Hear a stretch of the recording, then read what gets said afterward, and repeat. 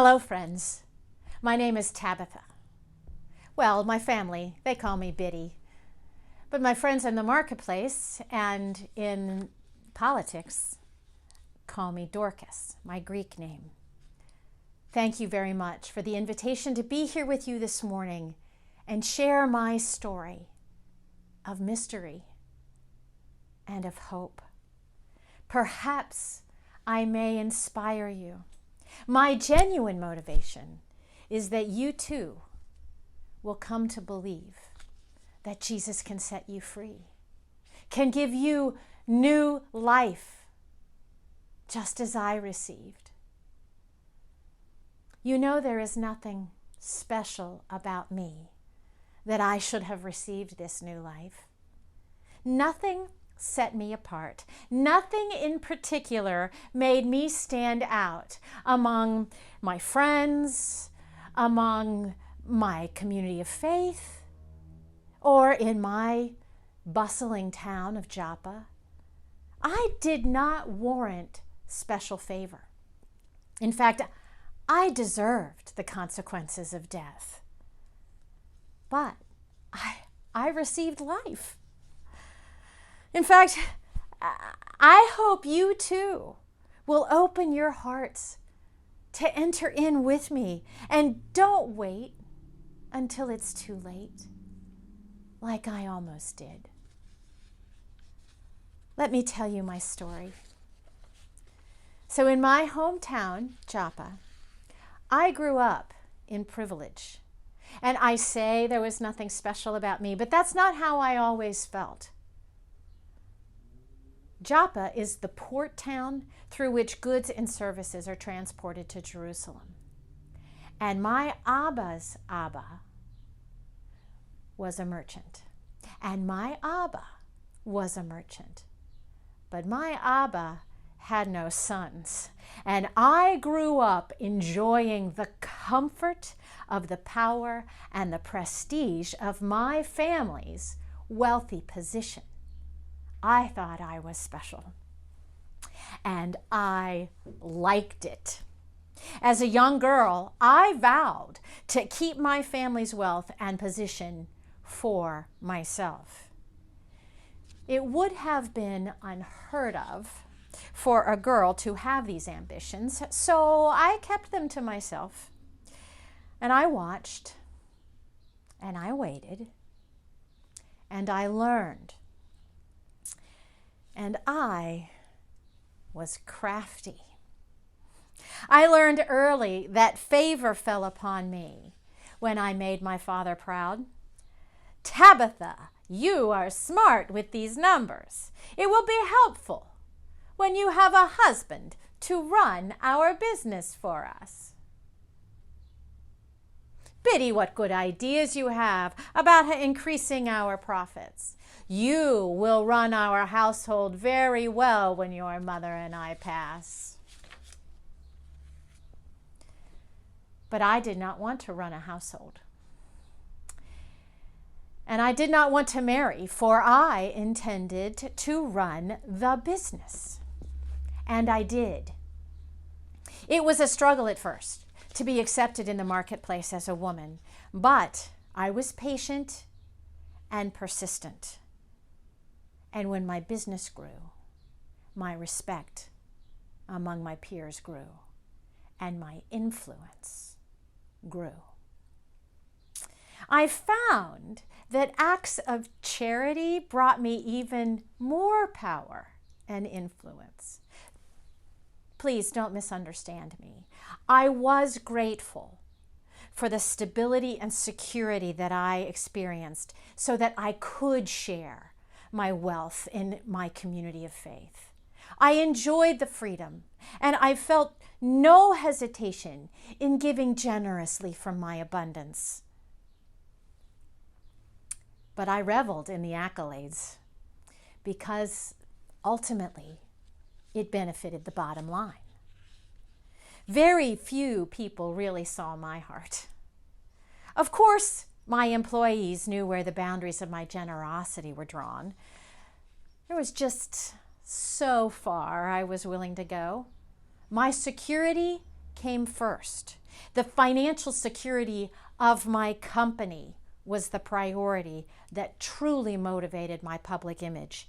And truth, it didn't match my private dealings.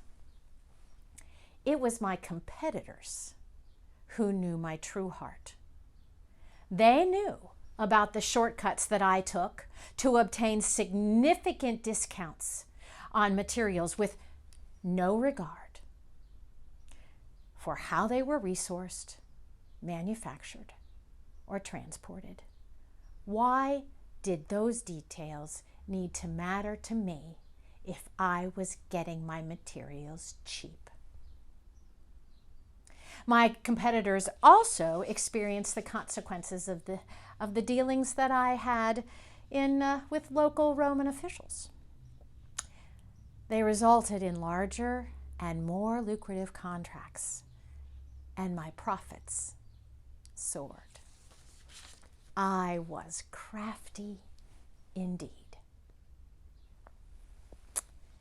And then I became ill. My power and my influence and my money could not manipulate the disease that was ravaging my body. My friends from the marketplace abandoned me. My political relationships dissolved. I was left alone and lonely. And it was at this time that I returned to the faith of my family. And I found help there. I found hope. I found people who loved me because they were full of love. They were not persuaded by my tactics or my well-rehearsed schemes, nor were they repelled by them. They just wanted me to be comfortable. And it began to change me. I asked them where such love and genuine kindness came from. And they told me stories of Jesus, a poor and indigent preacher who had upset the Jews and the Romans. I found those stories very interesting about how Jesus had power and influence that came from a place that was very different from the tools that I knew how to use. So I listened and I watched. I watched these people live lives that seemed free, that exhibited a happiness that I truly knew nothing of. And I genuinely couldn't understand it. It made no sense to me. So I begged my new friends for a sign. I said, "Tell me what I can do to have what you have. Show me that Jesus is the Messiah so that I can believe as you do." They told me to give away my profits.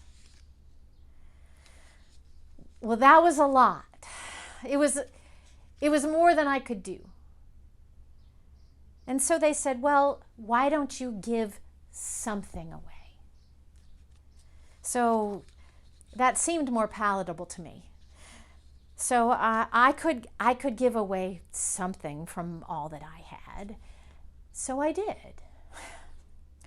My assistant was surprised, to say the least, when I called her to tell her to take the entire line of newly released jeans out of the stores and give them to Welcome House, a place for widows and orphans.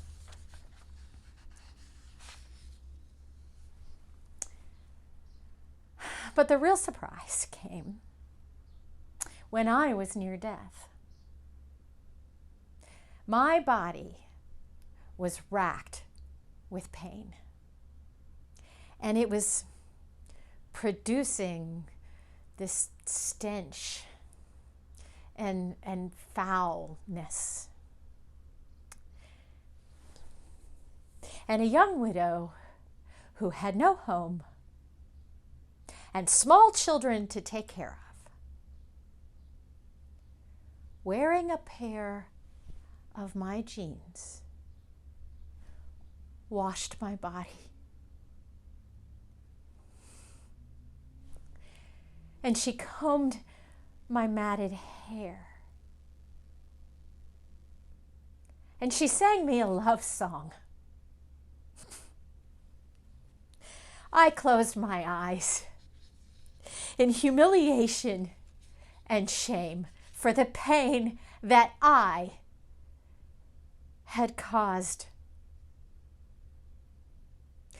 for the advantage that I had taken from the disadvantaged.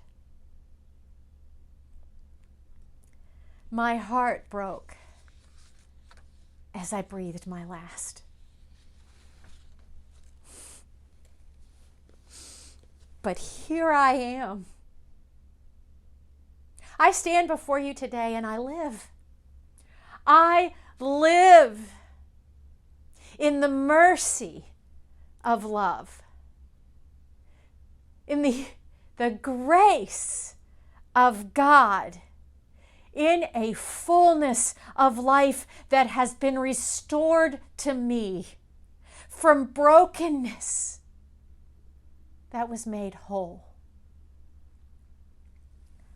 I can't explain what happened to me, but I can tell you how I have changed, because I know and have experienced suffering. I can share that there is hope in the love of Jesus, because I have been confronted with my own selfishness and my own deceptions. I have seen the damage that I caused. I have also experienced restoration in forgiveness that has made me whole. I have been made right. Because I know an Abba who is proud of me, really proud of me. Not based on my behavior, my accomplishments, or my talents, but just proud because this Abba loves in a way that my Abba never, ever could.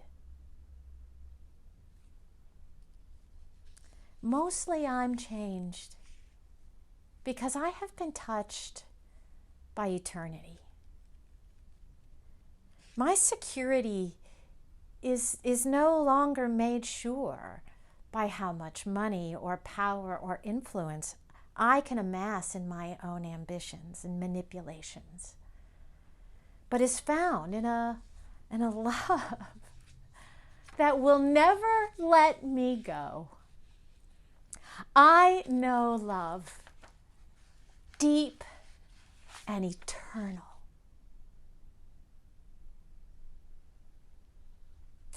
You may be wondering if I returned to my company since my rebirth. And I have. I've surprised a lot of people by my new management standards that I'm living into, myself the most. Every day I'm learning to set aside my desire to hold on to security, to strive to attain more of the market share for my own gain. Instead, I'm developing an expanded heart that has a desire to ease suffering that I refused to see before. I see it now. And in fact, I visited the factory that makes my jeans. And I joyfully gave it to the employees. I pray for those women who live on the margins of poverty, that they may now have an opportunity to step into some kind of financial stability.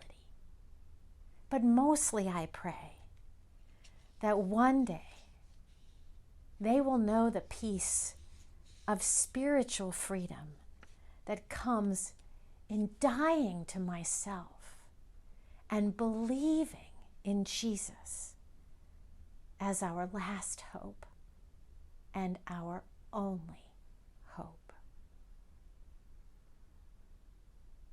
May God bless you with that belief today.